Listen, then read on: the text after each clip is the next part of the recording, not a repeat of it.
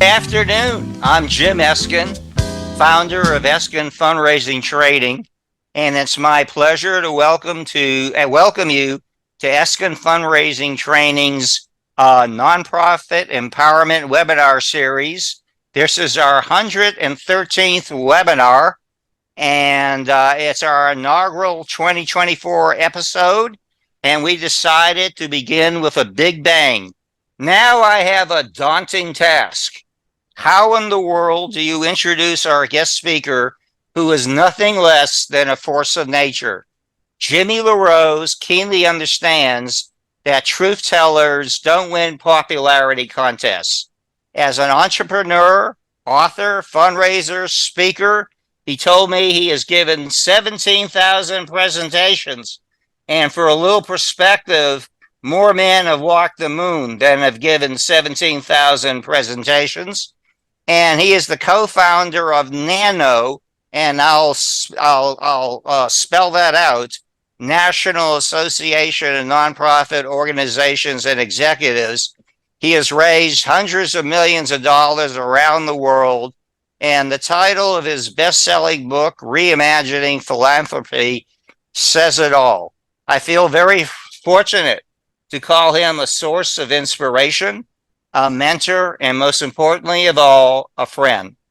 But I have to tell you, sharing the virtual stage with him, someone who's given 17,000 presentations, I kind of feel like the warm-up act for Elvis. And how is the LaRose family doing? Thank you for asking, Jim. Over these last 7 years, you and I having spent some time together, I'm agreeing to disagree at different moments.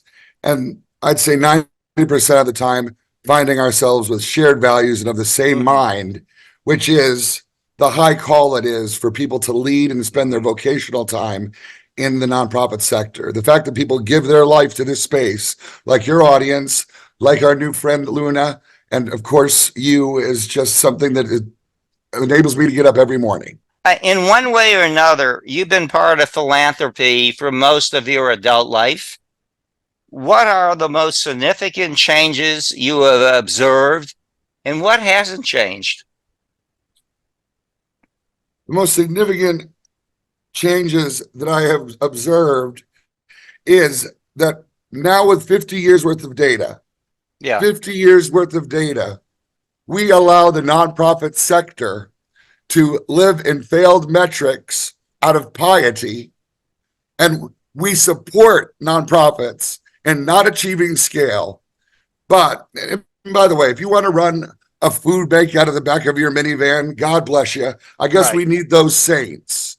But if you're actually serious about solving a problem completely, what I am struck with after 50 years of it not working, how our structures are set up to ensure that the nonprofit sector never works. And I have figured out why by spending $2 million on studies, and I look forward to talking about it in an hour today. Good.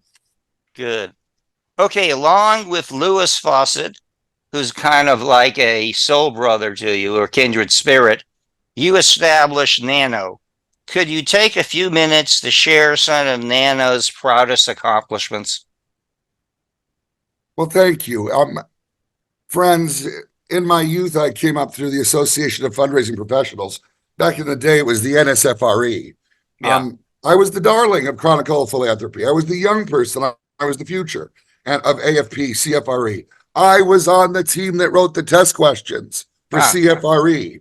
And after having gone through the last exam, I realized and asked myself, along with Jerry Panis and some of our leaders, I think we're examining people on concepts that are no longer relevant. I said, I'm going to find out.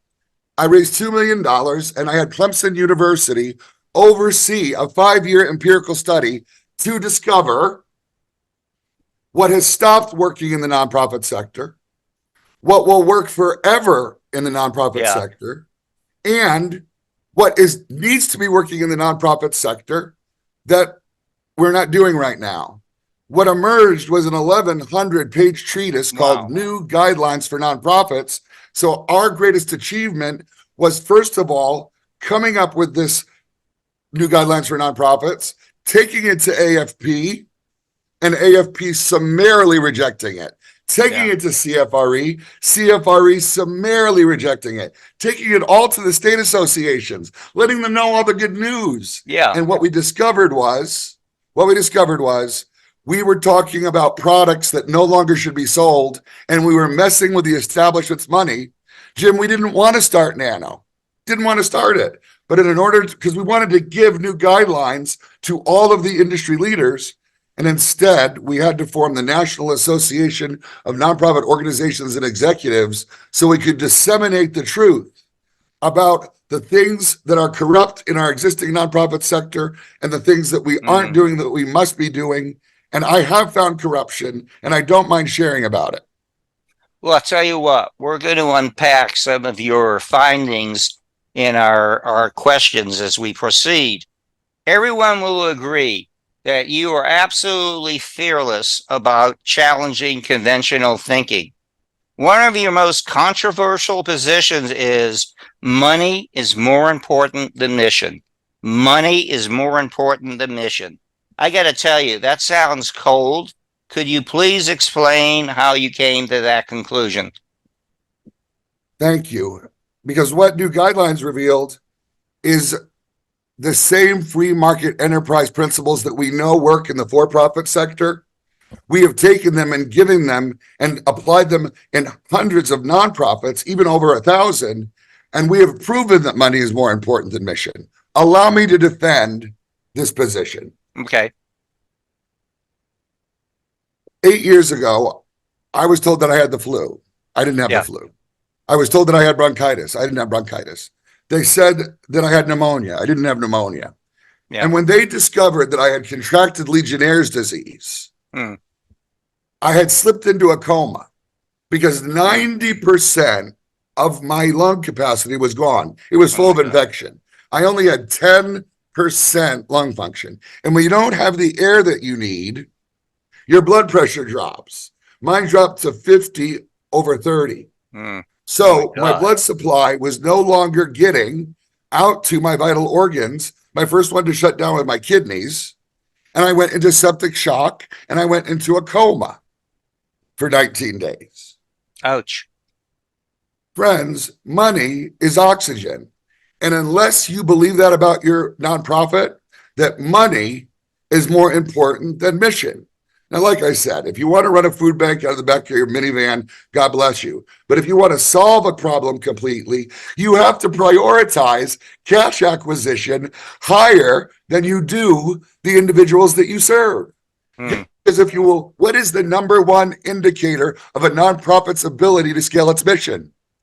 Its capacity to add staff. Yeah. Tragically, Jim, and I'll turn it back over to you with this one example. We treat donors like ATM machines that are outside the organization. And we've got this magic PIN number. And by the way, we shouldn't have to go to them. We are doing the better work. We should be giving the money, but we have to go out to this ATM machine, put in this magic PIN number we call a golf tournament or a silent auction or a gala. Then we get to extract X amount of dollars. And by the way, what is the role of any special event? To extract as many dollars as possible without being in relationship with anybody. Then after we extract those dollars, we go back to doing the more important work. And it's upside down. If we want to scale our mission, we have to prioritize cash over program. And it's even worse. It's not that money is more important than mission. Donors are more important than clients, people, or cause. And let me just support that, and then I'll turn it over to you. People ask me, Jimmy, how can you say that donors, nonprofits mistakenly think that the rainforest, that the student, the family are their customers, and they're not their customers. Jim, ask me why they're not their customers. They're not their customers because they ain't got no money. Your clients, your issues, your cause are not your customers. So what we're doing is we're actually writing mission statements that disclude donors. We're writing mission statements that attract more non-paying customers. That we have to prioritize cash acquisition in order to hire 100 times more people to solve problems completely. NANOE is also known for fiercely advocating that board members should be paid for their service. Tell us how that plays out. How much should board members be paid? What are the expectations for their board service? Are they still expected to make financial contributions themselves? Jim, for your audience, let me just share. Friends, if you go back and you try to pay your board, you'll get fired. Okay, so let's just agree that you're not going to do that. Okay. But let me tell you what happens when I work with nonprofits and I pay my board members. The first thing is, working group theory says any working group that is more than 5 to 7 people is no longer a group that works. So through governance and bylaws and an ad hoc trusted committee that you serve on, you eliminate board position after board position after board position, and you bring it down to 7 experts: a business expert, a nonprofit expert, a personnel expert, a financial expert, a legal expert, a communications expert, and you make sure that you put the rock star person in that position. Yeah. Number one. Number two, I pay my NANOE board members $1,000 a day plus travel for in-person meetings and $300 an hour for teleconference or virtual meetings. Okay. And friends, it's honorariums. It costs me $25,000 a year to provide my board members honorariums. Okay. To pay them. Furthermore, are you going to ask me about board members and fundraising? Because you asked me about board members and giving. I want to talk about board members and giving, but I want to talk it. We're going to get to that in a moment. Okay. Okay. Okay. By the way, you pay them, you talk, what do you get back for that investment? First of all, nobody ever misses a board meeting. Classic Jimmy LaRose. Yeah. Second, maybe you can't pay your board members. Yeah. But watch this. If you did pay your board members, which ones would you keep? Yeah. And if you ask yourself that question and you say, then why are they serving on your board? And by the way, who should be the chair of the nominations committee of the board? Who should be the chair? The CEO, because it's the CEO that's stuck working with the board members. Yeah. That gets us right to the next question. You also champion the role of the powerful CEO. Could you explain more deeply what does that mean? What should the CEO be empowered to do on his or her own? And what types of checks and balances should there be on the power of the CEO? Friends, I can become your executive director or CEO and bamboozle your board for years. The current state of the nonprofit sector is board members rely on the president's report. It's just baloney. So stay with me on this. Yeah. The strong CEO is contrasted by the right type of board. I told you the positions, but I didn't tell you their function. The function is in between board meetings, they give advice. Yeah. You ask me what I get, Jim, in return for those honorariums. My attorney doesn't charge me $700 an hour. Yeah. My finance treasurer doesn't charge me $400 an hour. So in between board meetings, I receive advice. But it sounds like you're getting wisdom on demand. Wisdom on demand, the best wisdom on demand. And I'm putting people in positions that they love to be in. So it's involuntary. They can't wait for me to call because I've got them in the space that they love to express themselves. But that's the advice function in between board meetings. At board meetings, here is the framework. Friends, it is never about the board's vision. Please stop doing strategic planning and SWOT analysis. The board is there for only one purpose, continuum. CEOs may come and go every 7 or 10 years. So the board is there for continuum. The board is also there to keep the CEO within the yellow lines of mission. But when it comes to vision, you hire a CEO that'll take your breath away with the vision that they bring to the board that scales the organization, that solves the problem completely. And then, this is huge, Jim. Yeah. The board relies on 2 outside third parties to evaluate the CEO, a financial audit annually, and an impact audit every 2 years. Our model right now allows CEOs to self-report. And what is a CEO going to do? Tell the board what a bad job they're doing? No. Each year, you rely on a third party to evaluate the CEO's financial stewardship. Every 2 years, you do an impact audit and you find out if the vision that the CEO deployed is actually being accomplished. Yeah. Okay, I promised you that we would get back to this question. Randa Luna, get ready. I might bring you in. Jimmy, you questioned the role that board members can play in fundraising. Again, let's dig in a little more deeply. What do you mean by that? In which, what can board members do and what can't they do when it comes to developing resources? Okay, I'm going to need about a minute and a half to make. We'll give you that. Well, I'll give you even 2 minutes. How's that? Okay. Friends, I have proven empirically with university-led studies that insisting that your board members fundraise is like trying to teach a pig to sing. You irritate the pig and you get no notes. Yeah. Now, I am not suggesting that in the days of DuPont, Rockefeller, Stetson, I mean, the mistake we made was we took the board model in private companies and we impose it on the nonprofit sector. Yeah. But there's no motivation for nonprofit members to actually be in their accountability function or their advice function. Now let's get to fundraising. Yeah. Friends, if you are sued, opposing counsel is going to first take your bylaws, which you were allowed to write any way you wanted, and demonstrate the number of ways you are in no way, shape, or form following and breaking your own rules.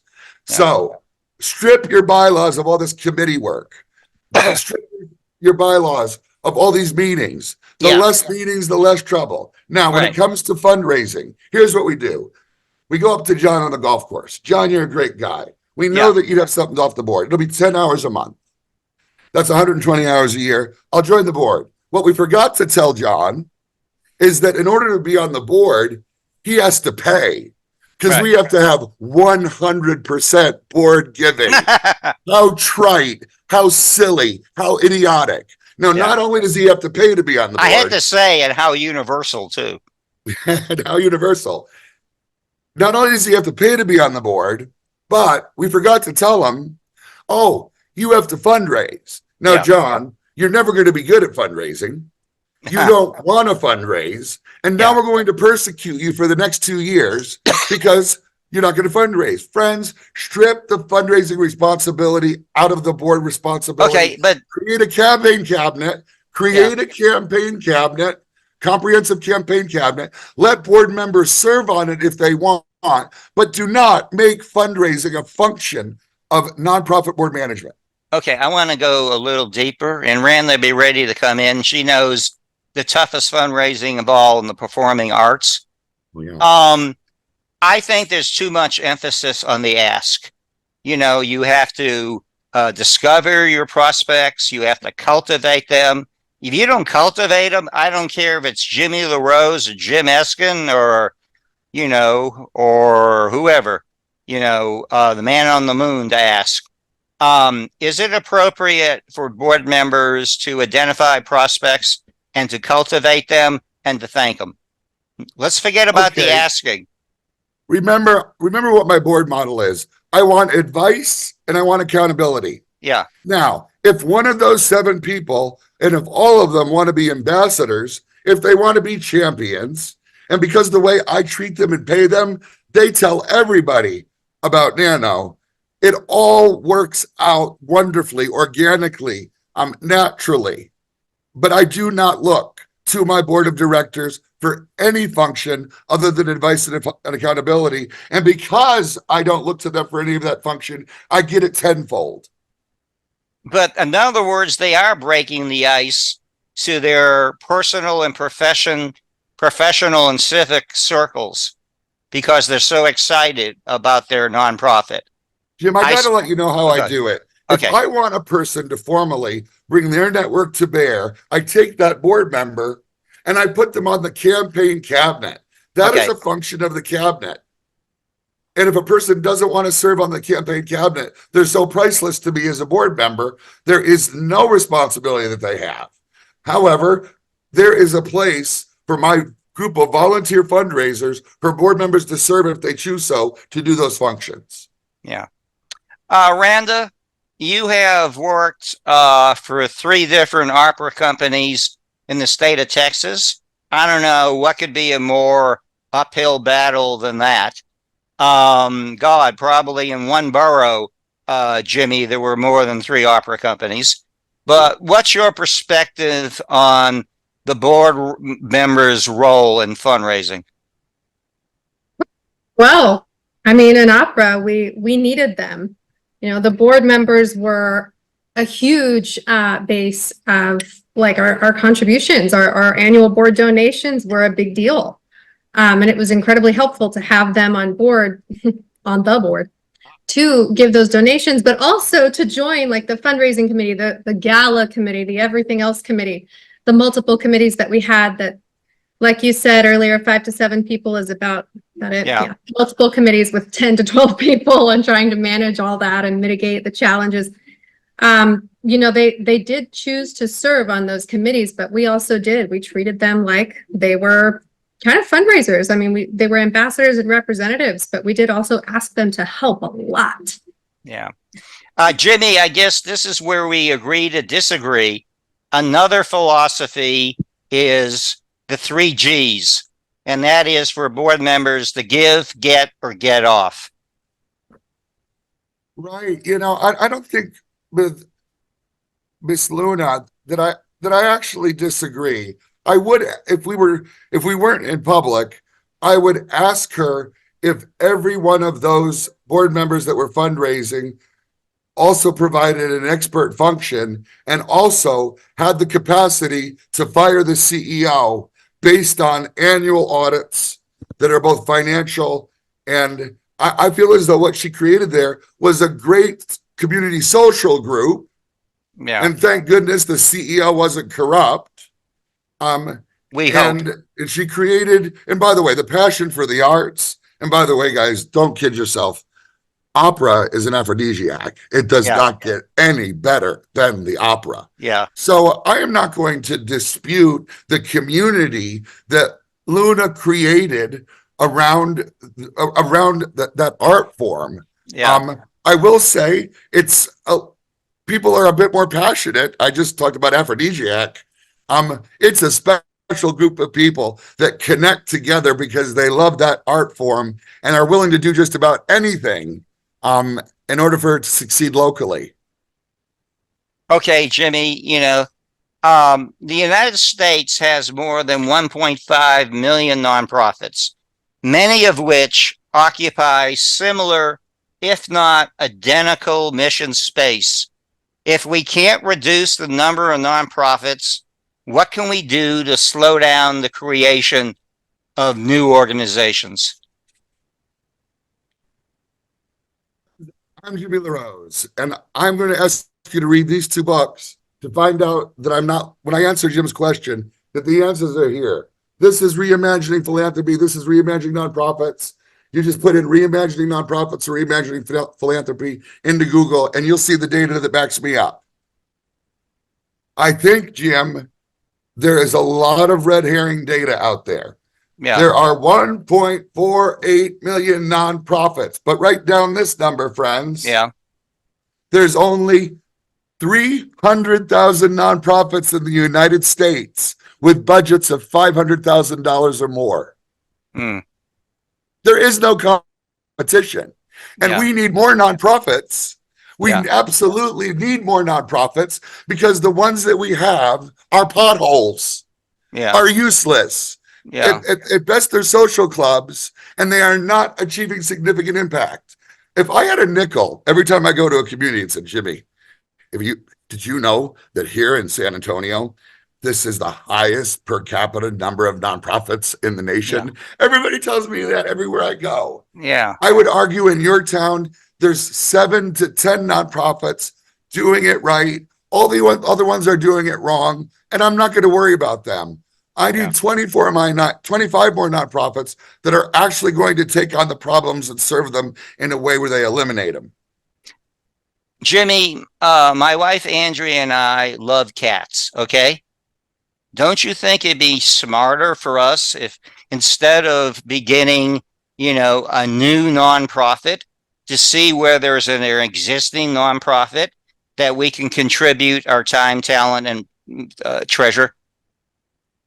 As long as you're willing, my dear Jim, to figure out what the right cat nonprofit is, and then go out of your way to deposition all the other cat nonprofits that are hurting your city.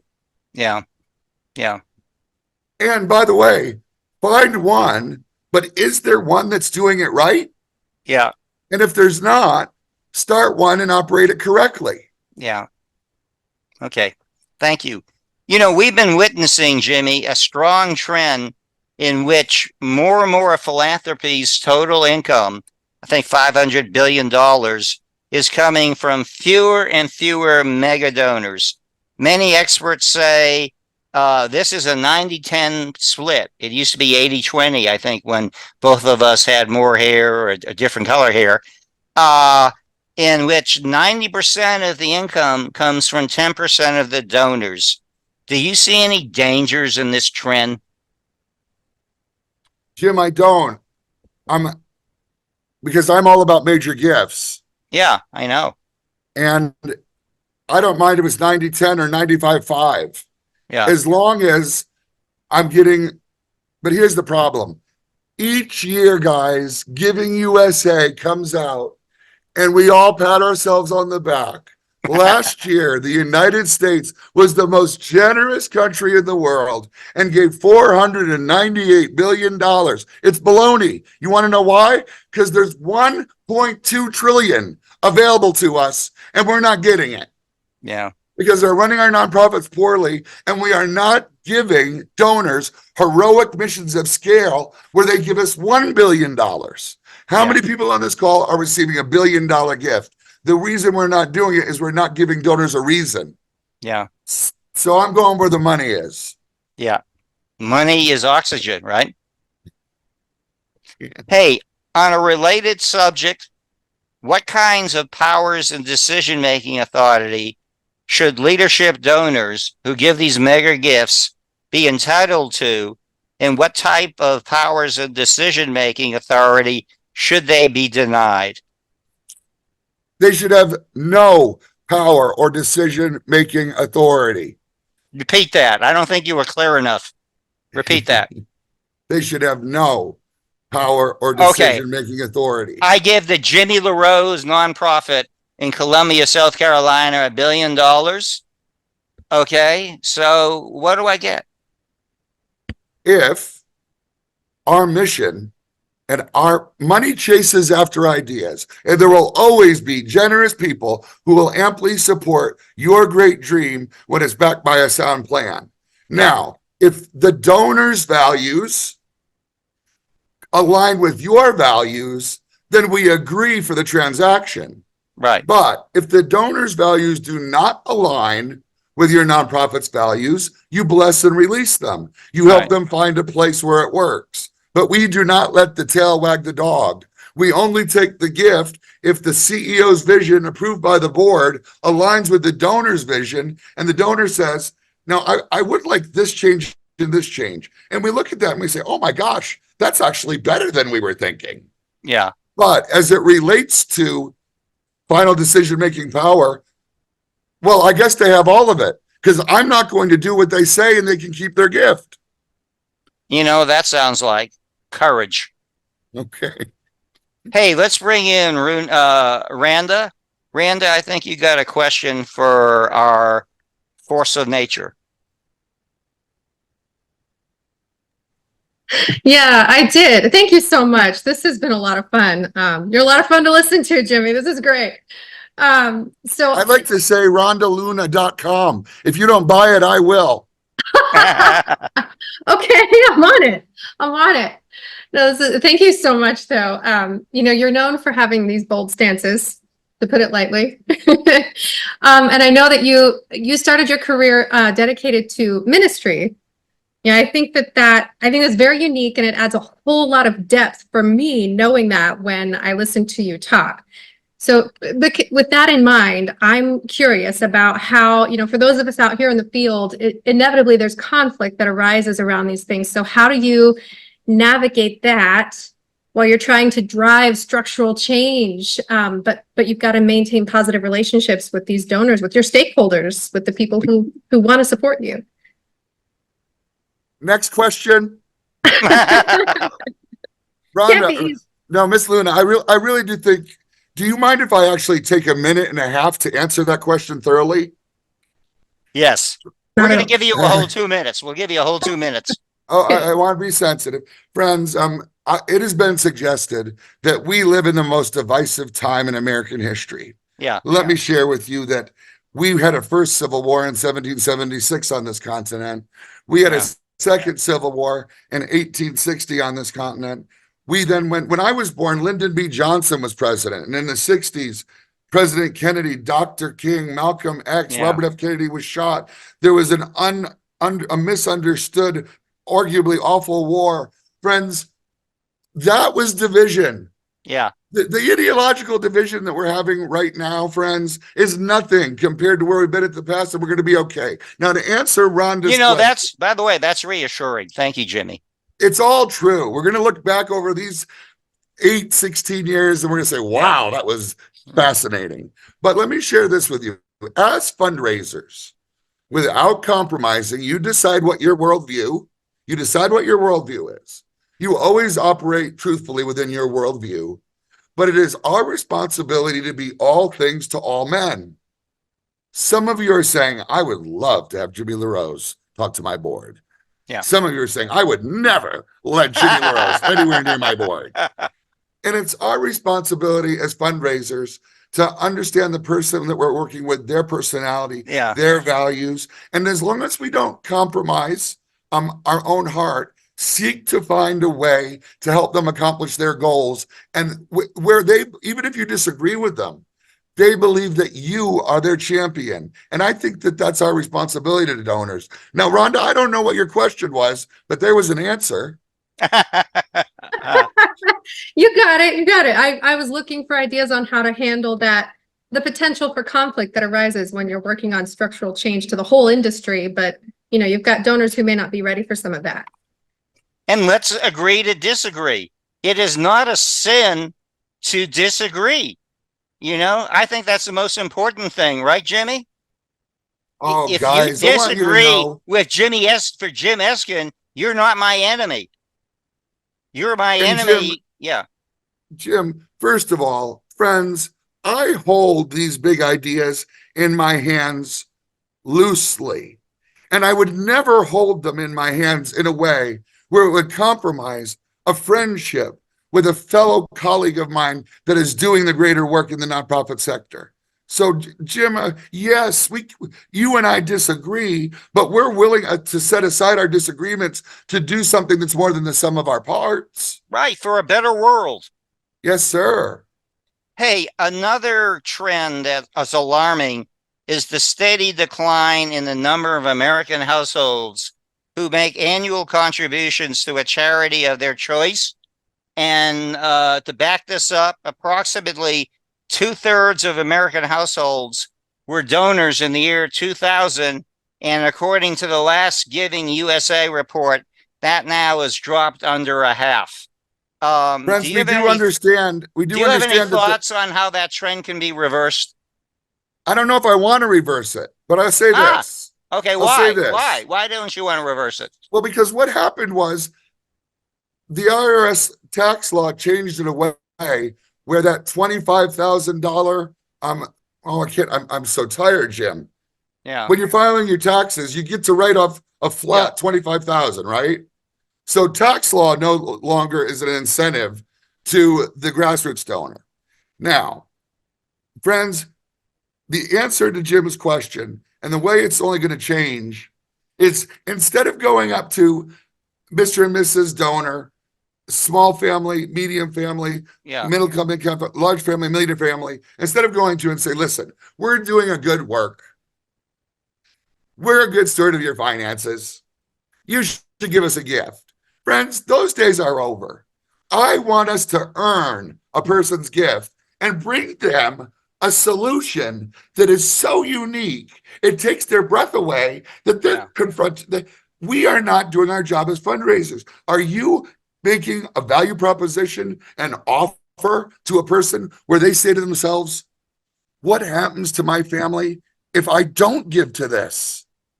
I may or may not. What happens? Is the value proposition so compelling that you're bringing a person to a point of moral clarity?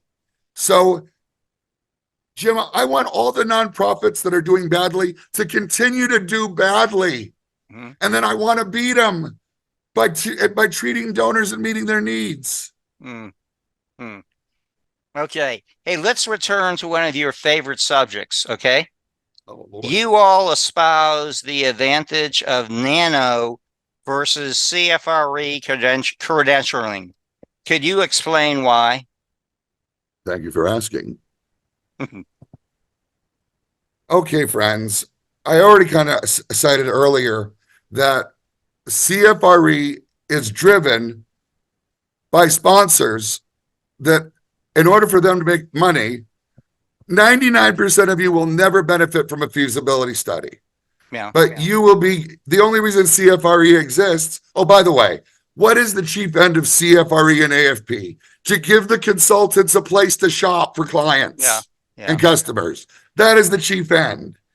When we came forward with new guidelines for nonprofits, we were sure everybody was going to be thrilled with what we discovered. We didn't realize Pollyannishly that we were messing with their money.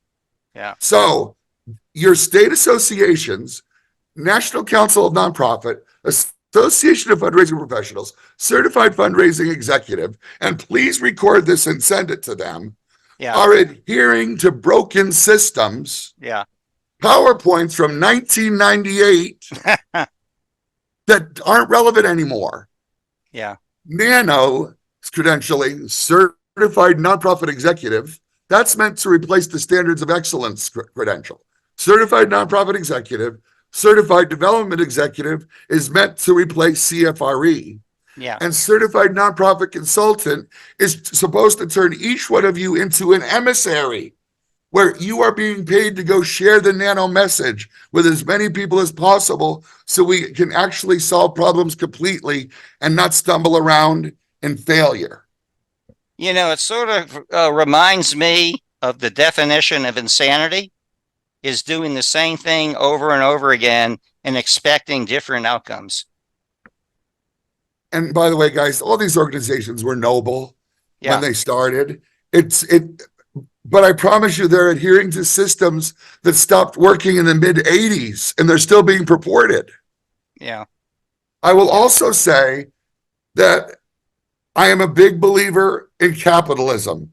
The number one humanitarian program on the planet is jobs.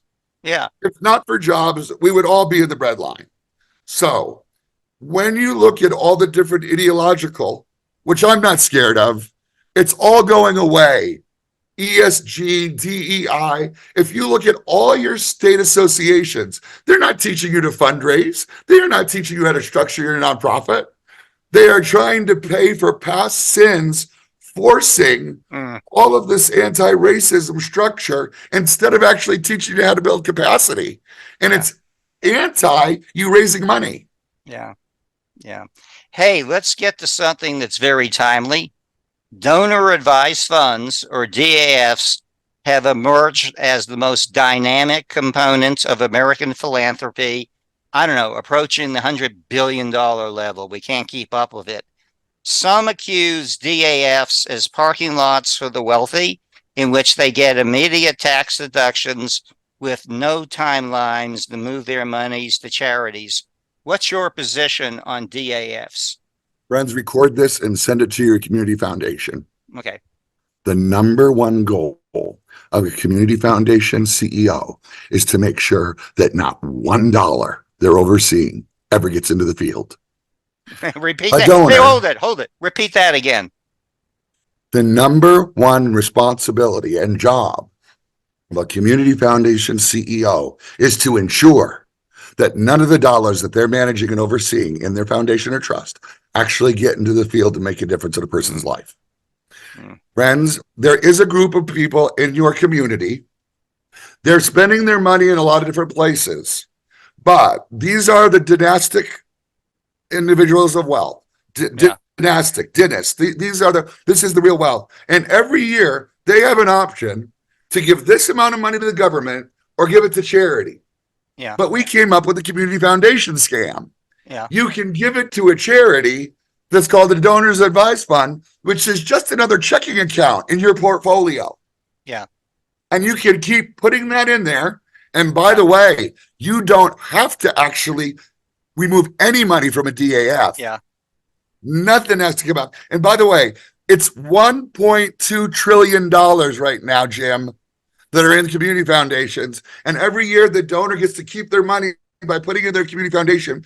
And 15 years from now, if you're lucky, one of their children will want to start a nonprofit to discover the effect of space aliens on ants.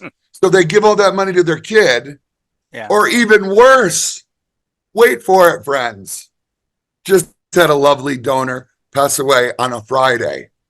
On a Monday, all the unspent money in their DAF was swiped and put into the general fund of the community foundation. The community foundation is a scam. Please tape this and send it to everybody. The fundraising profession is experiencing profound churning in which a nonprofit is lucky to keep a development officer for 18 months. What do you think nonprofits can do to more effectively retain fundraisers who hold such crucial relationships with donors? You know what's funny? I thought I was doing my PowerPoint deck. I didn't know I was going to be interrogated. I love you. So forgive me for the way I opened up. I didn't know this was. Yeah, and by the way, I appreciate the way you have not taken the fifth at any occasion. Friends, you've heard that the average time that it takes for a person to not give you a gift to a six-figure gift, I did this study, 18 months. Now, it's not that you're not going to get gifts in between, but it takes 18 months for your organization to receive its first six-figure gift from a person that you just met this week. Yeah. We also know that the average lifespan, if you can grunt the word fundraising, you'll get fired, you'll get hired, and you've got 18 months of salary where you don't have to perform. Let me tell you what the problem is in the nonprofit sector when it comes to the churn and the revolving door of directors of development. I'll tell you what it is, friends. The nonprofit has the wrong CEO. That's the problem. Don't get upset at the... And it's not a powerful CEO, is it? Right. It's got the wrong CEO. It's not the fundraiser's fault that there's no performance metrics. I'll let you know you don't want to work for me. If I hire you within 120 days, I know if you're going to meet your goal 18 months from now because of my cultivation point system that boy, friends, if you work for me, you get to count the cost as to what it means to be a fundraiser before you take the position, because you will be accountable. And the reason the churn is 18 months and it's over and over is because we have inadequate CEOs. Okay, your organizations and there's major gifts. Rams up. They're all your conferences. The Jimmy LaRose Learning Machine is prolific, and thank you. Your organizations rightly, prioritize the discovery, cultivation, solicitation, and stewardship of major gifts. In your view, how important is ego gratification, such as putting their names on buildings, to securing major gifts? What do major gift donors really want from nonprofits? Friends, because I have raised thousands of six-figure gifts, you can trust me. Mm-hmm. I am the personal development officer to the stars. Every fourth quarter, I help them make decisions regarding their philanthropy. So when I tell you about the what the donor heart is. By the way, do you got Trust me. Taylor Swift in your portfolio? I'm big in my own mind. You're working Not on that. big. Working on that, right? Friends, when a donor actually, first of all, wants to memorialize or honor a family name, it is generally one of two things. It is because of somebody that has gone before them that they want to love and honor, or they want to set a precedent for their dynastic children for their responsibility in philanthropy. I have not seen it one of avarice, consumption, and greed that a major donor wants to put their name on something. And now, unless it's a corporation, and I'm a big fan of a corporation giving me $1 million if they can make 2 million back. Yeah. I appreciate that as well, by the way. But when it comes to the personal donor, I see only pure motives. And when I talk about the investor, it's just good business sense for Blue Cross Blue Shield to match every single donation their employees give, because they get a return on that with morale. Wow. Jim, we're in the closing minutes here of this rich discussion, and I'm going to warn you, when you do such a good job, guess what happens? You get asked back. We're going to have you come back. What advice do you have for people who either want to enter the fundraising profession or advance in the fundraising profession? Well, friends, you think I'm patronizing you right now, but right now you're in a space that is trusted. Jim Eskin and I do not disagree on very much. And by the way, nothing that I have said on this teleconference, this live webinar, has been endorsed by Jim Eskin. It is not endorsed by Jim Eskin. However, he may choose to use it as a discussion point for further discussion. So I don't want you to hold Jim Eskin accountable. We want people to think how they can best serve themselves and their organizations. Friends, trust me on this. One of the greatest minds in nonprofit management, Dr. Kathleen Robinson, just put her into Google, called me 4 years ago and said, I need you to subscribe to a newsletter called Stratagems. Stratagems from Jim Eskin, Eskin Fundraising. So if you want to find out the smooth path, the right path, the productive path, stay in this space with Jim Eskin. He won't let you down, and I'll be right behind him. Thank you. And by the way, Dr. Robinson's another giant truth teller. Let's see if we can fit in these last two questions. And they're kind of digging in deep. You've already achieved so much over your remarkable career.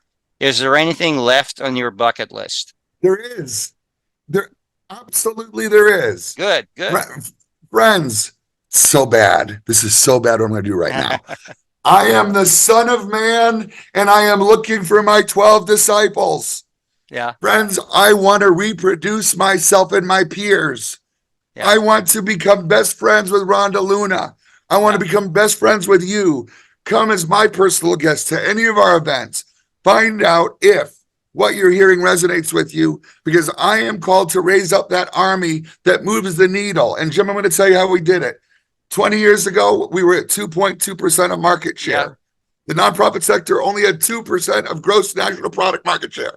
We're now up to 5.5. I've got about 20 years left, and I intend to have us at 15% of gross national product to take it and to change and save lives. And I can't do it without the next person standing with me.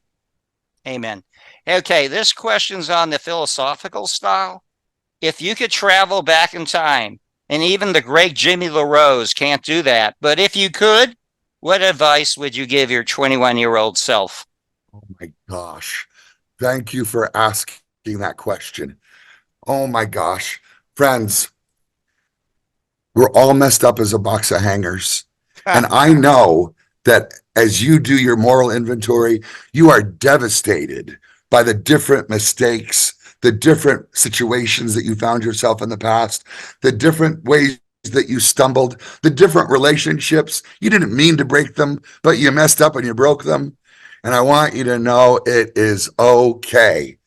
I want you to go back to your 21-year-old self and be merciful. Do mercy. You are great need meters. You're not going to be great need meters for the people in your community if you don't first meet your own needs and forgive yourself. Your past has brought you to this point. Don't listen to voices. No shame, no guilt, no toxicity. Be encouraged. Jimmy, spoiler alert, you're coming back. This has been one of the richest hours I've experienced in our 113 webinars. And thank you. Again, thank you for being a force of nature. Thank you for being Jimmy LaRose.